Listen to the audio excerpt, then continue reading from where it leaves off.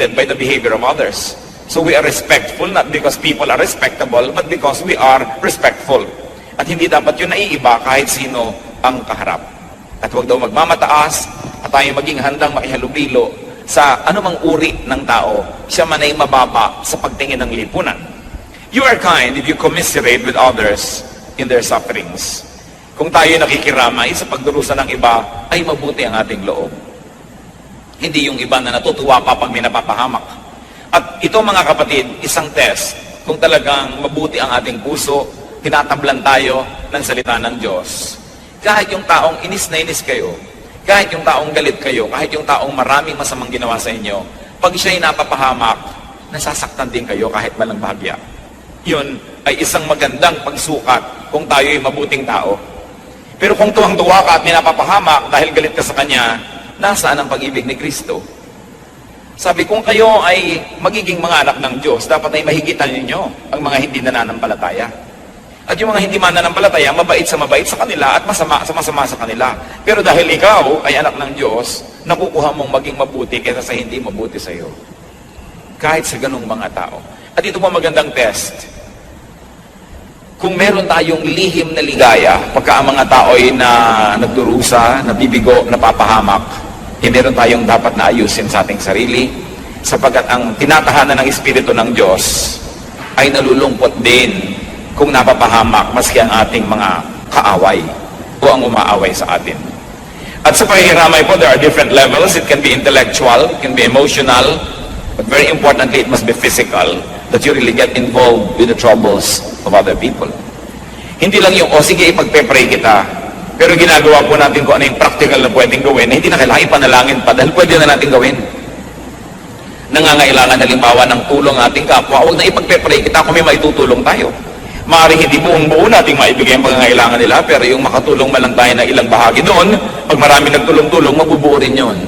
Yan po ang napakadaling pagtaguan ng mga Kristiyano, yung sabihin, ipagpe-pray kita, kasi iniisip nila, pag nasabi na nila yon, ligtas na sila sa ano pang ibang pananagutan sa buhay. Pero ang tunay na kabutihan ay pakikiramay sa physical na paraan. To be there, to be a warm body, and to be actively involved in somebody else's deliverance or solution. Hebrews 13:3, remember those in prison as if you were their fellow prisoners, and those who are mistreated as if you yourselves were suffering. Ito ang hinahanap sa atin ng Biblia na uri ng pakikiramay sa ating kapwa, na bagamat hindi ka nabilanggo ay aariin mong isa ka ring nakaranas mabilanggo at ganoon na magiging pagtingin mo sa mga nakakulong. Na kung ikaw ay hindi man nakakaranas na maiwanan ng asawa o kaya ay mapagtaksilan o kaya ay masunugan ng bahay o malubog sa baha ang bahay, ay halos ganoon ng iyong nadarama at dinarama kung ang kapwa mo ay naralagay sa ganong palagayan. Ang nagiging pagtulong tuloy, lubos. Marami pong uri ng pagtulong. Merong isang bagyo, nagpadala tayo ng konting damit, masaya na tayo. Nagpadala ka nagbigay ka sa mga tao ng tigi-tigisang bag na may bigas, may pagkain, masaya ka na, nakatulong ka na. Isang kainan lang yun eh. Mamaya sa susunod na oras ng pagkain, wala na naman silang kakainin. Kung minsan po ay nagiging cosmetic, no? Yung nararamdaman ng tao na siya'y nakatulong na. Sapagkat akala natin, minsan lang tayo nag-abot, pwede na. Na mayroon tayong mga nangangailangan, mga kapatiran, mga kamag-anak, mga kaibigan, na minsan mong binigyan, naman nakapagbigay na ako, pass ka na sa ibang susunod. Pero ang need ng tao tuloy-tuloy, sunod-sunod. Kung ang tao ay nangangailangan ng gamot, naibili mo ng gamot ng isang iinuman, pero sa susunod, anong iinumin niya? Ang tunay po na may makagandahang loob, lubos ang pagdamay. Hindi na siya naglilibang-libangan at nag-aaliw-aliwan na nakatulong siya ng konti, pinalalaki na niya para huwag na siya mag-guilty pa sa kanyang paglimot sa darating na mga araw. Kaya alalahanin ng tao na para bang iyon mismo ang ating nararanasan. Yun ang nais ng Diyos sa makita sa kanyang mga anak. Ang tunay na mabuting tao naman ay nakikigalak, hindi lang nakikiramay. Kung dapat namang makigalak, makigalak. Nagtagumpay siya, naging honor graduate ang kanyang anak, makigalak. Hindi yung babaliwalain natin yung mga accomplishments ng ating kapwa. Ito po isang uri ng katigasan ng puso. Na merong naging magandang bahay ang iyong kapitbahay o kamag-anak, hindi mo man lang dalawin na sabihin, wow, ang ganda, parang ini-ignore mo lang. At kumisan maging sa mga Christian, may mga ganyan. nagkakainggitan, nagpatayo ng church, yung isang kongregasyon, yung kabilang kongregasyon, hindi pa nakakapagpatayo, ini-ignore, binabaliwala, at sasabihin pa, materialistic kasi sila, wala silang alam kundi magpatayo ng building, ang yabang-yabang kasi nila, nilalait pa nila yung na-accomplish ng kanilang kapatid. At kung minsan pupunta ka sa church, ang ganda-ganda, worldly naman ang mga tao dito, kaya maganda eh. Yung bang, inggit ka kasi, no? At yan ay dapat tayo natutuwa, mga kapatiran natin, ibang churches, may magagandang churches. Salamat! Maganda, mabuti. Hindi yung hahanap ka ng kapintasan para lang libangin mo yung sarili dahil naiinggit ka pala. So, ang tunay na kagandahang loob, hindi lang nakikiramay sa kalungkutan, nakikigalak din sa kasiyahan ng kanyang kapwa, lalo't kapatid sa Panginoon. Romans 12:15, rejoice with those who rejoice, mourn with those who mourn. Kailangan tayo nakikipagsaya sa mga nagsasaya, tayo na may nakikipagluksa sa mga nagluluksa. Do not trivialize people's achievements. Napagod na pagod yung kumari mo, kakukwento kung gaano kagaling sa eskwela yung kanyang anak, pinipilit mo na ang pag-usapan ay recipe, iba ka ng iba kasi yung anak mo hindi honor student. Kailangan, ina-appreciate mo yun kasi kagandahang loob ng Diyos yun na nadarama nila at siguradong sa'yo naman ay may ibang kagandahang loob ang Diyos, ibang uri, ibang hugis na maaaring hindi mo lang nakikita agad. Do not trivialize people's sorrow. Ito po ang isa sa mga pinaka-careless na ginagawa ng tao. Yung may lungkot na lungkot, sasabihin mo, I know how you feel. You don't know. Don't presume. And never tell people, oo, naranasan ko na yan, lilipas din yan. Parang binabaliwala mo yung kanyang kalungkutan. Kabubiyuta-biyuta lang niya, kamamatay-matay lang nung asawa, di iyak-iyak mo. Makakalimutan mo rin yan. Ako nga, nakalimutan ko na rin, nabiyuda na nga rin ako maraming beses. Parang binabaliwala mo yung nararanasan niya at the moment. You know what is reality, brothers and sisters? Reality is what everyone experiences. That is reality. Kung natatakot ang isang tao sa ipis, at ikaw naman kayang-kaya mong pagdudurugin ng sakong mo yung ipis, huwag mo sabihin, huwag kang matakot, ipis lang yan. Natatakot siya, yan ang realidad niya. Huwag mong i-impose sa kanya yung realidad mo. May mga tao na hihirapan ng loob pag umuupo sa likod ng kotse na dalawa lang ang pinto at wala siyang pinto kasi claustrophobic siya. Sabi mo, huwag kang maarte, umupo ka dyan. Isa nahihirapan ng loob niya. A person's reality is her reality. At dapat natin iginagalang yun. Huwag kang matakot, baliwala yan. Yung nalulula siya sa aeroplano, pumikit ka, baliwala yan, arte-arte mo naman. Kasi pasalamat ka sa Diyos, hindi ka nalulula. Pero ako siya nalulula, realidad niya yon. And kindness, brothers and sisters, is not to trivialize people's worries. Huwag niyong mamaliitin ang minamalaki ng inyong kapwa. Kung isa sa mag-asawa, ganyan din yun eh. Yung ping anniversary, hindi mo na naalalang batiin, sama-sama na ng loob. Yung anniversary lang eh, ano ba yan? Ginagawa mo, mahalaga sa kanya eh. At kung pinapahalagahan mo siya, pahahalagahan mo yung pinapahalagahan niya. Yan ang tunay na kabaitan. And of course, you are kind if you are helpful. Because kindness is not an idea. Kindness is not a noun. It should be a verb. Although technically, noun yan sa dictionary. Pero dapat yan, action. 1 Timothy 6:18, be generous and willing to share. So to share, and also to share in people's burdens and sufferings. You are kind, brother and sister, if you give to people. If you give more than you take from people, if you give as you take from people. Yan ang tunay na kabaitan. Hindi one-way street. Tayo ay nagbibigay, at tuwing kaya natin, hinihigitan natin ang pagbibigay kaysa sa paghingi. Hinihigitan natin ang paglalabas kaysa pagkuha. Yan ang tunay na kabaitan. Hindi na magbubuti ka lang doon sa makapangyarihan, sa mayaman, kasi may mapapala ka sa kanya. Ang tunay na kagandahang loob ay yung ginagawa mo sa taong hindi makagaganti, hindi makapagbabayad, hindi makapagsusukli man lang ng iyong kabutihan. Luke 14:12-14, then Jesus said to his host, when you give a luncheon or dinner, do not invite your friends, your brothers or relatives, or your rich neighbors. If you do, they may invite you back, and so you will be repaid. But when you give a banquet, invite the poor, the crippled, the lame. Tan natin ang ginagawa ng karaniwang tao. Yung magawa natin yung kabaligtaran. Yung higit lalong mainam at kaibig-ibig. At makikita nyo kung ang lahat ng tao sa mundo ay Kristiyano, ang tahimik ng buhay. Doon nyo malalaman kung maganda ang isang policy. Ang tanong mo, kung lahat ito ang gagawin, maganda ba?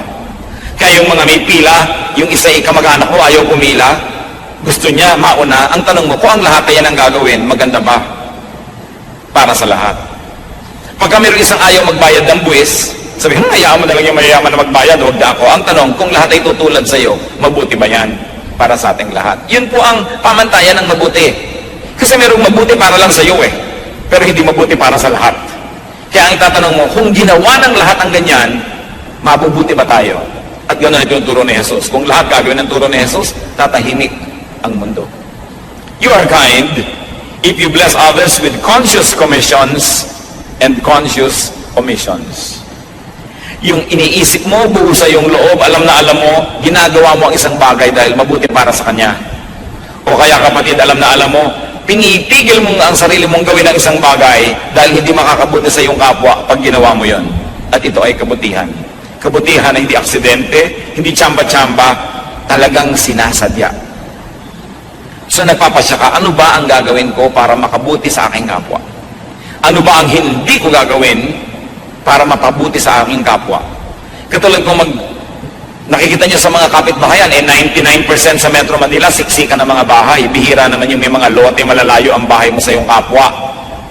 Magpapatugtog ka ng pagkalakas-lakas na radyo. Ano mangyayari? Narindi na yung kapitbahay mo. Magpaparty kayo dahil debut ng anak mo.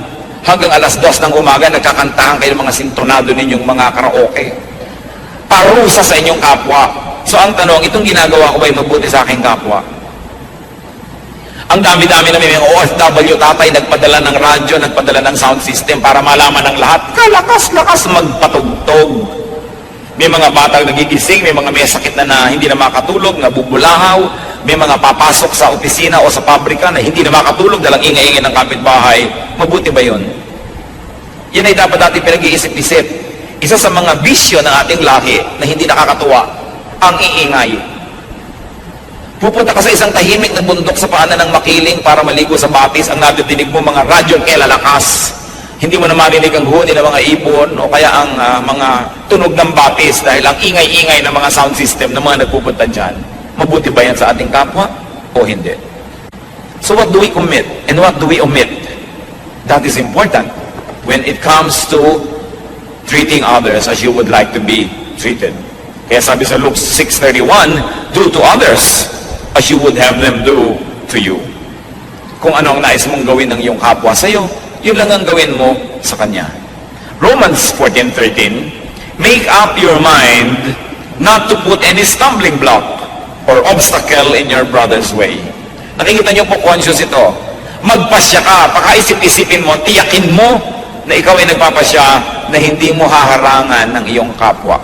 Na hindi mo siya bibigyan ng ikatitisod, hindi mo bibigyan ng balakid ang mga gusto niya at mga hangarin niya sa buhay. Mahalaga yung ginagawa natin yung ganyan. Ito napakasimpleng mga bagay, mga kapatid. Pero ito hinahanap ng mga tao sa mga nagsasabing Kristiyano sila. At kadalasan, walang kapangyarihan ng ating pag-share sa kanila ng mga salita ng Diyos dahil hindi naman tayo kakitaan ng ganito mga simpleng bagay na dapat sana ay bunga ng tunay na tinatablan ng salita ng Diyos. You are kind if you find joy in sharing and giving despite personal sacrifice. Nagsasakripisyo kayo. Tiniis nyo hindi bilhin ang gusto nyong bilhin dahil kailangan ng kapatid nyo yung pera. Tiniis din nyo na hindi gawin ang nais nyong gawin dahil may nangangailangan ng inyong panahon, ng inyong oras. Bagamat hindi kayo sobrang masaya na hindi nyo nagawa ang gusto nyo, pero may bahagi na inyong puso na nagagalak dahil nagawa nyo ang mabuti. At yan, kung nararamdaman natin mga kapatid, isang magandang senyales na mabuti ang ating puso. Alam niyo po, hindi lahat ng nakay Kristo ay mabuti na yung puso niya. Kailangan niya na laging inaayos, araw-araw, linggo-linggo, buwan-buwan, taon-taon, so that we are changed from glory to glory. Huwag tayong makontento sa antas, sa taas ng ating espiritualidad sa anumang panahon. Dapat lagi yun umaasenso because room for improvement is the biggest room in the world. At ang tunay na anak ng Diyos hindi na po bonsai sa isang maliit na platito. Kailangan siya nag-uugat, namumunga, lumalaki, namumulaklak, humahalimuyak. At nagkakaroon ng napakarami niya mga dahon. Ganun ang buhay espiritual na napapansin at pinaniniwalaan ng iba. Acts 20:35. In everything I did, I showed you that by this kind of hard work, we must help the weak. Remembering the words, the Lord Jesus himself said, it is more blessed to give than to receive. Kung mabuti ang ating puso, may kagalakan tayo na darama, ting tayo ay nagbibigay. Pagamat may saya ka, kung ikay tumatanggap, pero mas malalim ang saya kung ikay nagbibigay. Ba't natin ito pinag-uusapan? Because we're doing self-examination. Kailangan naman malaman natin kung saan tayo nakatindig, saan tayo nakatayo, anong grade natin sa ating espiritualidad. 2 Corinthians 8:1-3. And now, brothers, we want you to know about the grace that God has given the Macedonian churches. Out of the most severe trial, their overflowing joy and their extreme poverty welled up in rich generosity. For I testify that they gave as much as they were able and even beyond their ability. Sino po ang pinupuri dito? Yung Macedonian church, na bagamat napakaraming mga hikahos na miyembro, at yung church ay hindi mo matatawag na isang mayaman na church, pero sa pagbibigay sa ibang churches, sa pangangailangan ng ibang kapatiran sa ibang lugar, ay hindi sila napadadaig kanino man. At kahit na sa kanilang kasalatan, sila po ay nakukuha nila na magbigay pa sa pangangailangan ng iba. At hanggang ngayon, pinag-uusapan natin yung mga Macedonians na ito, na isang patunay na nagkaroon ng pagbabago ang kanilang kalooban, na bagamat sila may pangangailangan, di nila tinatalikuran ng pananagutan na maging matulungin sa kapwa. Alam niyo po yung kasalatan, hindi yan excuse para hindi ka tumulong. Kung minsan nga, baka kaya ka nananatiling salat, mahirap, kapos, kasi makunat ka. Kasi ayaw mo magbigay. Siyempre, hindi ka nagtatanim, paano ka aani? Napakasimple naman ng mechanics niyan eh. Kung ano itinanim, inaani. Hindi ka nagtanim, ano aanihin mo sa buhay? Kaya pag itinuturo ito, katulad ng mga taong si Pablo, alam na alam niya yung magiging bunga kung bukas ang ating kapalad at tayo mapagbigay sa ating kapwa kahit tayo ay hindi mayaman. Kahit pa nga tayo ay may mga kagipitan. Hindi yan excuse. Nobody is excused from being good, from being kind, and being supportive of the work of the Lord. Dahil sana nagbibigay kayo sa tanas, lugi ka. Nagbibigay ka kung kanino lang. Pero kung nagbibigay ka sa Panginoon, sa kanyang mga anak, na inaari ng Diyos, kung ano man ang ginawa sa kanyang mga anak, ginawa sa kanya, paano ka malulugi? It's a very simple secret of prosperity to always be giving. You are kind if you do not exploit nor take advantage of people's weaknesses. Ang mga tao po, dumarating ang panahon na sila'y mahina, kayang-kaya nating maniobrahin. Kung minsan may iba silang tinutuunan ng pansin, hindi napapansin ang ginagawa natin, pwede nating dayain, pwede nating kupitan, pwede nating nakawan, pwede natin silang gamitin nang wala silang kamalay-malay, pwede natin silang utuin, pwede natin silang bigyan ng mga kung ano-anong mga pambulag para natin sila mapakinabangan. Pero ang anak ng Diyos, oras na nakita niya yung moment of weakness, hindi niya yun sinasamantala. Katulad sa Biblia, yung mga tao nakita nila ang kanilang magulang na hubad, di ba't naparusahan? Kasi pinagsamantalahan nila yung pagiging tulog ng tao, lasing pa nga, hindi nila iginalang, tiningnan nila ang pagkakahubad, naparusahan. Kasi ang taong tulog, maski pa nga dahil lasing, lalo mong dapat igalang. Yung hindi niya papayagan na gawin mo sa kanya o sa kanyang presensya kung siya'y gising, huwag mo rin gawin kung siya'y tulog. Kailangan ginagalang mo ang iyong kapwa. Yung may cellphone ng iyong kapwa, pinapakialaman mo, tinitingnan mo kung sinong kausap, anong pinag-uusapan, hindi dapat ginagawa. Pero siguro kung asawa kayo at meron kayong konting duda na napagtataksilan kayo, meron kayong konting excuse. Why? Because you are one. Kasi kayo'y isa. Kung siya napahamak, damay ka rin. Pero yung kaibigan mo lang, kahit pa nga kasintahan mo, hindi mo dapat ginagawa yan kasi hindi pa kayo mag-asawa. You respect people's privacy. And not being able to defend their secrets is a form of weakness.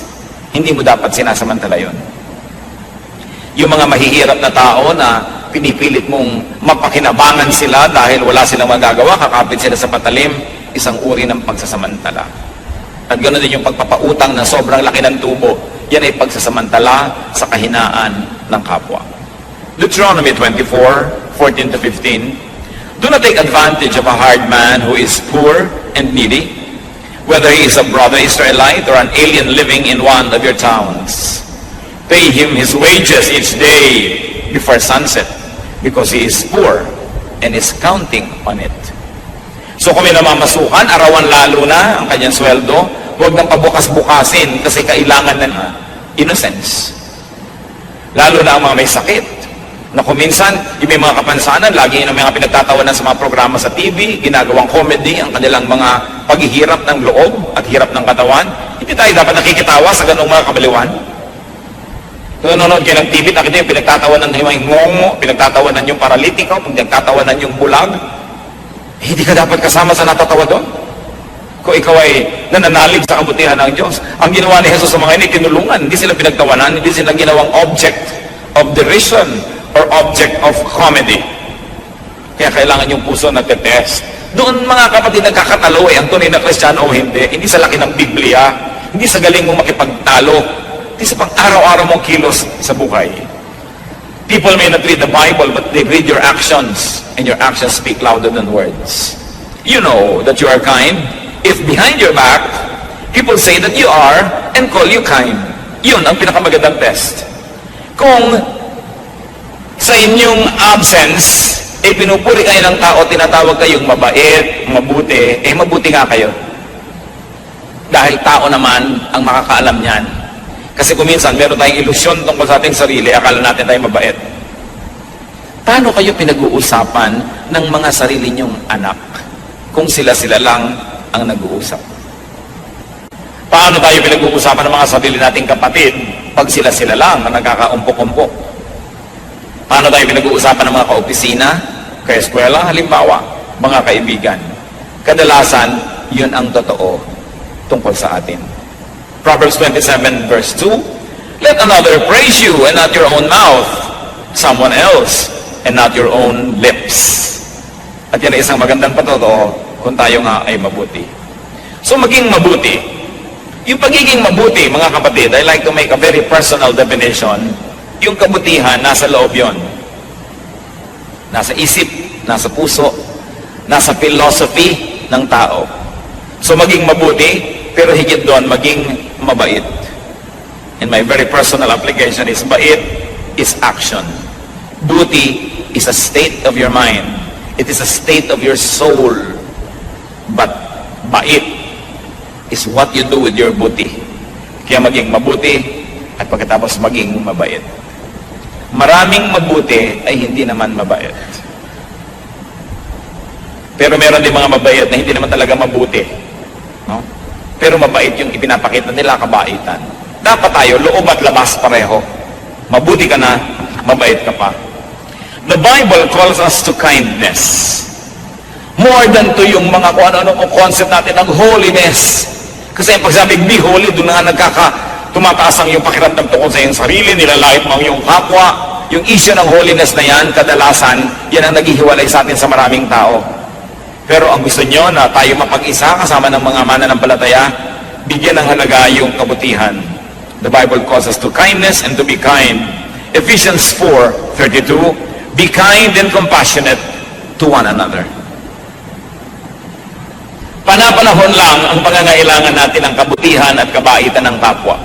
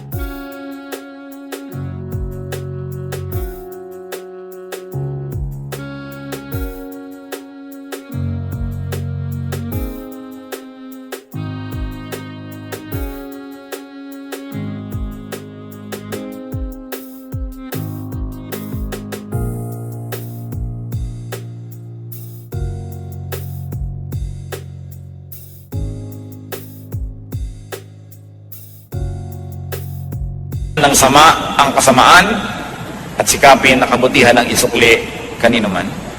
Hebrews 6:10, God is not unjust. He will not forget your work and the love you have shown Him as you have helped His people and continue to help them. Makatarungan daw ang Diyos at di niya lilimutin ang kabutihang ginagawa natin sa Kanya. At tatanungin ninyo, paano natin nagagawa ng mabuti ang Diyos? Sa pamamagitan ng paggawa ng mabuti sa ating kapwa. So test yourself for kindness. And therefore, test your Christianity. The test of the pudding is in the eating. Ang tunay na pagsubok at pagsukat sa pagiging Kristiyano ay sa pinagkagagawa natin araw-araw sa mga maliliit na bagay. At kung tayo magkakamali man, mabuting magkamali doon sa panig ng sobra kang naging mabait kesa kulang ang iyong naging kabaitan. If you're going to commit a mistake, brother and sister, err on the side of kindness rather than err on the side of unkindness. Being kind is actually planting